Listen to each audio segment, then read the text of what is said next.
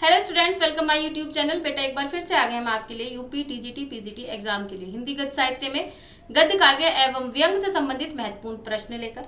हम अंतिम छोर की तरफ हैं। हम आपको बार बार कह रहे हैं बेटा, डेट 2-4 दिन आगे पीछे हो सकती है, एग्जाम जरूर होगा, तो आप अपने नोट्स बनाते चलिए, ठीक है। प्रश्न संख्या 1 ये कह रहे हैं, साधना गद्य काव्य किसने लिखा है?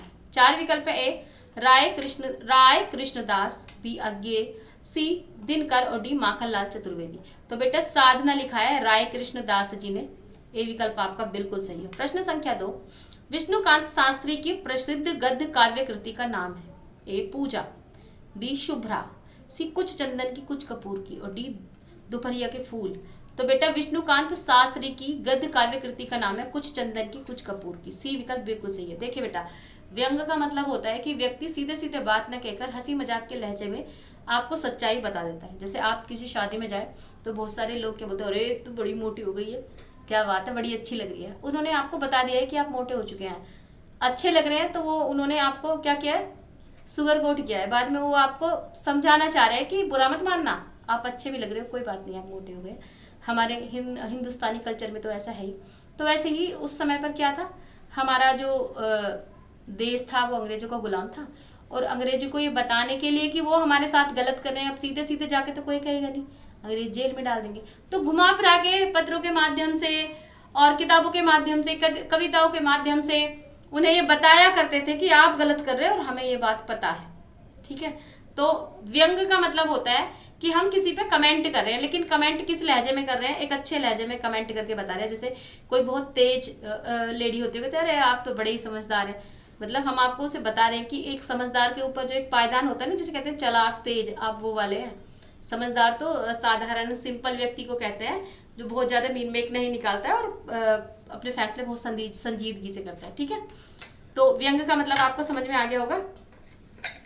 प्रश्न संख्या 3, जैसे शादियां होती है, आपने देखा होगा, अरे हमें तो कुछ नहीं चाहिए, लड़के के घर वाले कहते हैं ना, लड़की के घर वाले, अरे हमें क्या चाहिए, जो देंगे अपनी बेटी को देंगे।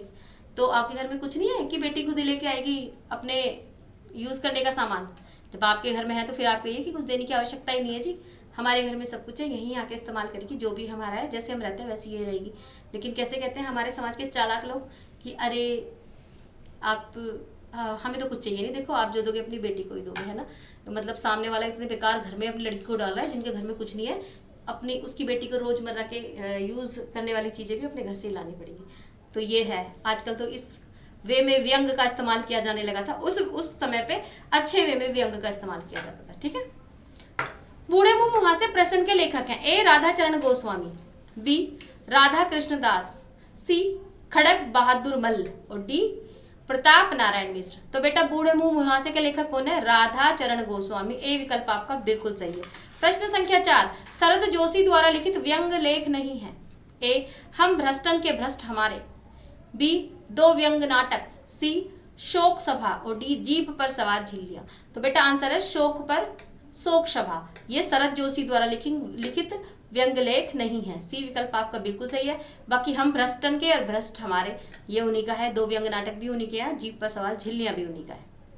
प्रश्न संख्या 5, निठल्ले की डायरी नामक हास्य व्यंग निबंध संग्रह के लेखक हैं? ए श्रीलाल शुक्ल, बी गोपाल प्रसाद व्यास, सी रविंद्रनाथ त्यागी और डी हरिशंकर परसाई। तो बेटा निठल्ले की डायरी किसकी? हरिशंकर परसाई की। अब ये मत सोचने लग जाना कि जो लोग निठल्ले होते हैं वही डायरी लिखते हैं। प्रश्न संख्या 6, तुलसीदास चंदन घिसे के लेखक हैं? ए विद्यानिवास मिश्र, बी हरिशंकर परसाई, डी कुबेरनाथ राय और सी कुबेरनाथ राय और डी इनमें से कोई नहीं।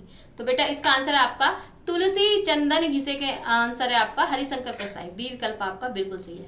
वो सुना है ना, काने को काना मत कहियो, ना तो जाकर होले होले पूछियो तेरी कैसे गई फूट। मतलब आपको किसी काने व्यक्ति को या किसी पीड़ित व्यक्ति को सीधे सीधे नहीं कहना है कि भाई तू तो काना है, तू तो लगना। धीरे से पूछना है कि भाई साहब आपको क्या हो गया, ऐसा आपकी आंख में क्या हो गया, ताकि उसे बुरा ना लगे, ठीक है।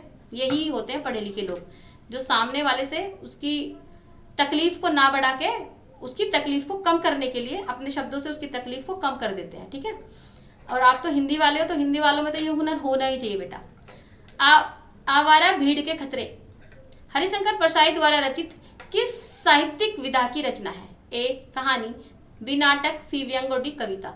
तो बेटा आवारा भीड़ के खतरे व्यंग है। ठीक है, सी विकल्प आपका बिल्कुल सही आंसर हो जाएगा सी। प्रश्न संख्या 8, सदाचार का ताबीज के लेखक कौन है? 4 विकल्प है। ए हरिशंकर परसाई, बी शरद जोशी, सी श्रीलाल शुक्ल और डी धर्मवीर भारती। तो बेटा सदाचार का ताबीज के लेखक कौन है? हरिशंकर परसाई। ए विकल्प आपका बिल्कुल सही आंसर हो जाएगा ए। प्रश्न संख्या 9, भोलाराम का जीव व्यंग के लेखक है? ए हरिशंकर परसाई, बी ज्ञान वाजपेयी, सी राम गोपाल और डी श्रीलाल शुक्ल। तो बेटा भोलाराम का जीव व्यंग के लेखक कौन है? हरिशंकर परसाई। ये बड़े व्यंगकार हैं बेटा हरिशंकर परसाई जी। भोलाराम का जीव किस विधा की रचना है? ए निबंध, बी रेखा चित्र, सी संस्मरण और डी व्यंग। तो बेटा भोलाराम का जीव व्यंग की रचना है। ये बहुत इंपॉर्टेंट है बेटा, ये हरिशंकर परसाई जी की, इनकी सारी इंपॉर्टेंट है क्योंकि बहुत सर्वश्रेष्ठ व्यंगकार थे। आप पढ़ना, आपको पढ़ते पढ़ते बहुत हंसी आएगी और आपको पता भी चल जाएगा कि ये किसे क्या समझाना चाह रहे हैं। प्रश्न संख्या 11, अब ये कह रहे हैं भूत के पांव पीछे किसकी व्यंग रचना है? ए रविंद्रनाथ त्यागी, बी हरिशंकर परसाई, सी शरद जोशी और डी केपी सक्सेना। तो बेटा भूत के पांव पीछे किसकी रचना है? हरिशंकर परसाई जी की। बी विकल्प आपका बिल्कुल सही है। प्रश्न संख्या 12, विकलांग श्रद्धा का दौर इनमें से किस विधा की रचना है? ए रिपोर्टाज, बी व्यंग, सी कहानी और डी डायरी। तो बेटा विकलांग श्रद्धा का दौर क्या है? व्यंग। बी विकल्प आपका बिल्कुल सही आंसर हो जाएगा बी। प्रश्न संख्या 13, हरिशंकर परसाई के व्यंगात्मक निबंधों का लक्ष्य क्या है? ए पाठकों की वास्तविकता के प्रति आंखें खोलना, बी पाठकों को गंभीर हास्य प्रदान करना, सी पाठकों की भाव जड़ता को तोड़ना और डी पाठकों में विडंबनाओं के प्रति आक्रोश और घृणा जगाना। तो बेटा हरिशंकर परसाई जी के निबंधों का व्यंगात्मक निबंधों का उद्देश्य क्या होता है? पाठकों की वास्तविकता के प्रति आंखें खोलना। ठीक है, ए विकल्प बिल्कुल सही आंसर हो जाएगा ए। प्रश्न संख्या 14, निम्नलिखित में से कौन सी व्यंग रचना हरिशंकर परसाई की नहीं है? ए नेताजी कहिन, बी भूत के पांव पीछे, सी निठल्ले की डायरी और डी बारात की वापसी। तो बेटा देखिए ये कह रहे हैं कि इनमें से कौन सी व्यंग रचना हरिशंकर परसाई की नहीं है? तो बेटा वो है नेताजी कहिन। ठीक है, ए विकल्प आपका बिल्कुल सही है। प्रश्न संख्या 15, नेताजी कहिन के लेखक है? ए रविंद्र कालिया, बी रविंद्रनाथ त्यागी, सी श्रीलाल शुक्ल और डी मनोहर श्याम जोशी। तो बेटा देखिए नेताजी कहिन के लेखक कौन है? मनोहर श्याम जोशी। डी विकल्प आपका बिल्कुल सही है। प्रश्न संख्या 16, निम्न में से व्यंगकार नहीं है? ए रविंद्रनाथ त्यागी, बी अज्ञेय, सी लतीफ घोगी और डी हरिशंकर परसाई। तो बेटा देखिए इनमें से जो व्यंगकार नहीं है वो है अज्ञेय। ठीक है, बी विकल्प आपका बिल्कुल सही आंसर हो जाएगा बी। प्रश्न संख्या 17, इनमें स्वतंत्रोत्तर हिंदी व्यंगकार नहीं है। ठीक है, ये कह रहे हैं इसमें स्वतंत्रोत्तर हिंदी व्यंगकार नहीं है। ए रविंद्रनाथ त्यागी, बी श्रीलाल शुक्ल, सी नरेंद्र कोहली और डी बाल मुकुंद गुप्त। तो बेटा जो स्वतंत्रोत्तर व्यंगकार नहीं है वो है बाल मुकुंद गुप्त। ठीक है, डी विकल्प आपका बिल्कुल सही आंसर हो जाएगा डी। प्रश्न संख्या 18, निम्नलिखित लेखकों में व्यंगकार कौन है? ए मोहन राकेश, बी कन्हैया लाल मिश्र प्रभाकर, सी बेढप बनारसी और डी पांडे बेचन शर्मा उग्र। ये कह रहे हैं इनमें से व्यंगकार लेखक कौन है? तो बेटा बेढप बनारसी भी है, पांडे बेचन शर्मा उग्र भी है। ठीक है, आपका सी और डी दोनों ही आंसर है। प्रश्न संख्या 19, विष्णुकांत शास्त्री की प्रसिद्ध गद्य काव्य कृति का नाम है? ए पूजा, विशुभ्रा, सी कुछ चंदन की कुछ कपूर की और डी दोपहरिया के फूल। तो बेटा देखिए विष्णुकांत शास्त्री की जो प्रसिद्ध गद्य काव्य कृति का नाम है वो है कुछ चंदन की और कुछ कपूर की। सी विकल्प आपका बिल्कुल सही आंसर हो जाएगा सी। प्रश्न संख्या 20, शरद जोशी द्वारा लिखित व्यंग लेख नहीं है? ए हम भ्रष्टन के भ्रष्ट हमारे, बी दो व्यंग नाटक, सी शोक सभा और डी जीप पर सवार झिल्लियां। तो बेटा ये कह रहे हैं शरद जोशी द्वारा लिखित लेख नहीं है वो है शोक सभा। सी विकल्प आपका बिल्कुल सही है।